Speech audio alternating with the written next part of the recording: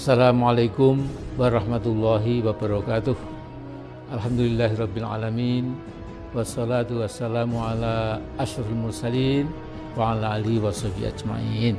Saudaraku sebangsa dan setanah air, ada fenomena yang memprihatinkan bagi banyak orang yang berpikir kritis dan mengikuti perkembangan komunisme internasional.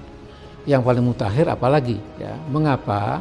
Mereka prihatin karena banyak tokoh pendukung rezim yang berusaha meyakinkan masyarakat bahwa seolah-olah PKI sudah mati, sudah dikubur, dan komunisme sudah tidak laku lagi. PKI sudah jadi hantu, juga tidak ada lagi negara yang masih menerapkan komunisme, Leninisme, Marxisme. Nah, para komunis malam yang berupaya meyakinkan masyarakat bahwa komunisme sudah menjadi bagian sejarah, menjadi masa lalu, lupa bahwa di zaman internet sekarang ini seluruh informasi global di bidang apa saja sudah sangat mudah diakses oleh setiap orang. Mereka jadi buta bahwa RRC yang menjadi junjungan beberapa oknum dalam rezim Pak Jokowi pada hakikatnya merupakan kekuatan komunisme yang paling dahsyat sekarang ini di muka bumi. Bila dulu Mao Zedong atau Mao Zedong mempropagandakan dan memaksakan Marxisme sebagai ideologi tunggal RRC, maka Xi Jinping, penguasa puncak sekarang ini dan penguasa tunggal RRC yang jadi presiden dan sekaligus sekjen PKC, telah mengeluarkan Xi Jinpingisme. Di antara 14 butir ideologi Xi Jinping itu disebutkan bahwa PKC memegang kekuasaan mutlak atas tentara atau militer Cina, yaitu PLA, dan mengukuhkan jabatan Xi sebagai penguasa tunggal Cina seumur hidup. Keputusan Kongres PKC itu diambil pada 2017 dan sekaligus menekankan bahwa Cina harus melaksanakan nilai-nilai asasi dari Marxisme, komunisme, dan sosialisme. Walaupun ada embel-embel sesuai ciri-ciri Cina. Perhatikan, Marxisme, komunisme, dan sosialisme masih jadi rujukan baku bagi Cina. Oknum-oknum rezim Jokowi sedang menipu rakyat Indonesia ketika mereka menyatakan bahwa sudah tidak ada lagi komunisme di muka bumi ini dan juga tidak perlu khawatir PKI akan muncul kembali. Kata mereka, tidak ada lagi negara yang menganut Marxisme, Leninisme, komunisme. Itu bohong besar.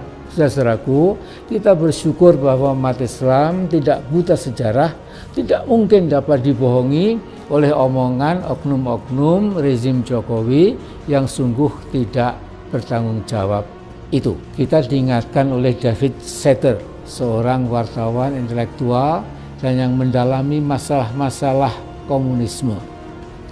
Dia menulis bahwa selama 100 tahun 1917 sampai 2017 kaum komunis telah membunuh sekitar 100 juta orang yang dipandang sebagai musuh komunis. Lebih terinci lagi adalah temuan yang cukup otentik dari seorang guru besar yang mengajar di Universitas Indiana, juga di Yale dan Universitas Hawaii, bernama Rudolf Joseph Rummel. Dia sudah meninggal sekarang ini, yang mendedikasikan seluruh karir akademiknya untuk mendalami komunisme internasional, dan ia mencatat jumlah pelenyapan manusia atau demosida atau genosida oleh kaum komunis sebagai berikut. Cambodia tahun 75-79 yang terbunuh 2 juta lebih sedikit. Di RRC ini luar biasa, tahun 49 sampai 87 77.277.000. Polandia tahun 45 sampai 48 1,5 juta. Korea Utara 48 sampai 87 1,5 juta lebih. Vietnam 45 sampai 87 1,6 juta. Yugoslavia tahun 44 sampai 87 1.072.000. Uni Soviet tahun 17 sampai 87 61 juta. Nah, ketika Pol Pot, tokoh komunis bengis menguasai Kambodia selama 75-79, ada sekitar 2 juta rakyat Kambodia yang dibunuh secara sadis. Bahkan untuk menghemat peluru, musuh-musuh komunis itu dipenggal kepalanya pakai kapak. Jumlah yang dibunuh itu berkisar 25% lebih dari seluruh jumlah penduduk yang mencapai 7,8 juta. Masya Allah. Ya. Akankah kita biarkan Neo-PKI bangkit dan kemudian mempraktekkan keberingasan dan kebiadaban yang khas komunis yang akan menyasar seluruh orang yang dianggap anti komunis? Apakah demikian loyonya bangsa Indonesia, termasuk mungkin sebagian umat Islam, sehingga tidak mampu mengantisipasi kemungkinan kebangkitan Neo-PKI yang sangat berbahaya itu? Saudaraku, sesungguhnya kita beruntung memiliki pakar ahli PKI atau komunisme, yaitu saudara kita Ustadz Alfian Tanjung.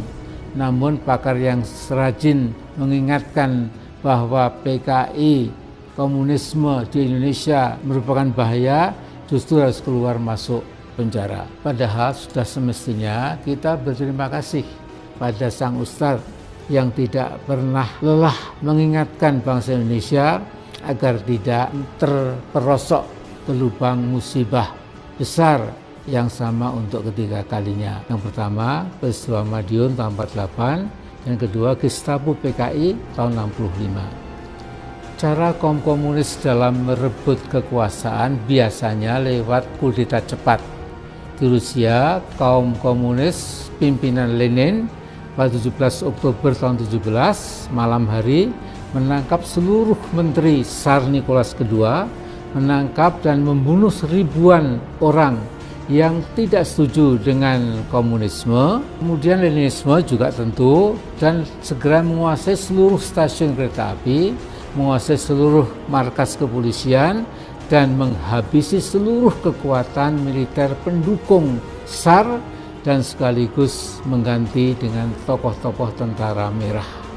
Pada 18 Oktober 17, ketika bangun pagi seluruh rakyat Rusia, terutama di Moskow, terperanjat merasa seolah hidup di planet lain. Rezim Tsarisme telah berubah sepenuhnya menjadi rezim komunisme. Saudaraku, Kolonel Untung dulu dan para kameratnya mungkin membayangkan bahwa setelah berhasil membunuh 7 pahlawan revolusi dan dari Angkatan Darat pada 30 September tahun 65, kemudian menguasai stasiun pusat RRI dan kantor telegraf, dia bisa berhasil seperti Lenin lewat Dewan Revolusi abal-abal yang dibentuknya Indonesia kemudian dijadikan negara komunisme. Alhamdulillah yang Maha Kuasa dan yang Maha Esa masih berkenan melindungi bangsa Indonesia. Alhamdulillah.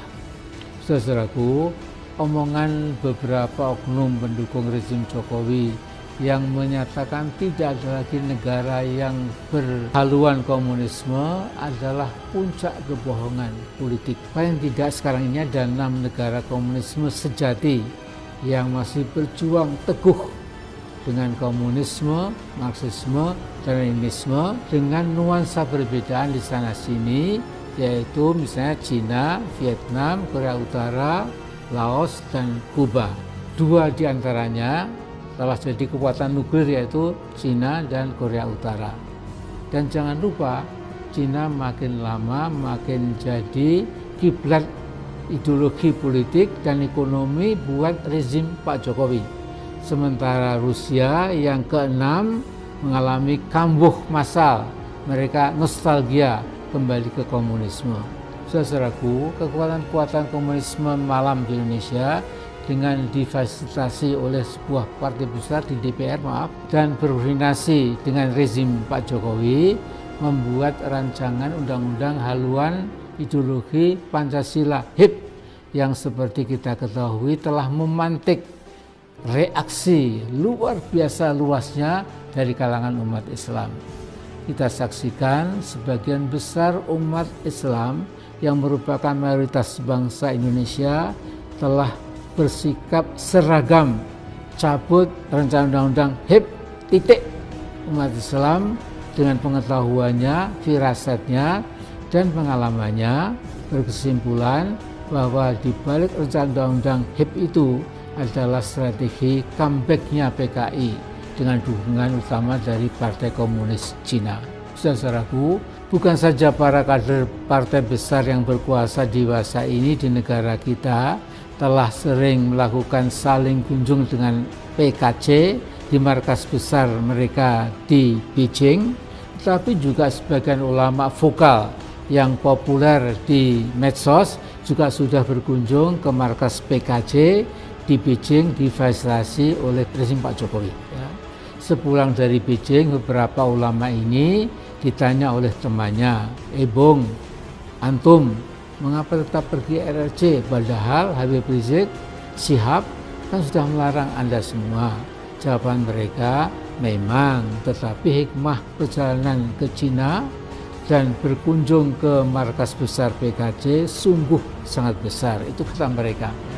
Mereka menyatakan sangat takjub dengan kemajuan ekonomi Cina dan berkesimpulan komunisme di sana menjadi dasar penggerak kemajuan Cina, maka Islam dapat dijadikan penggerak pembangunan di Indonesia.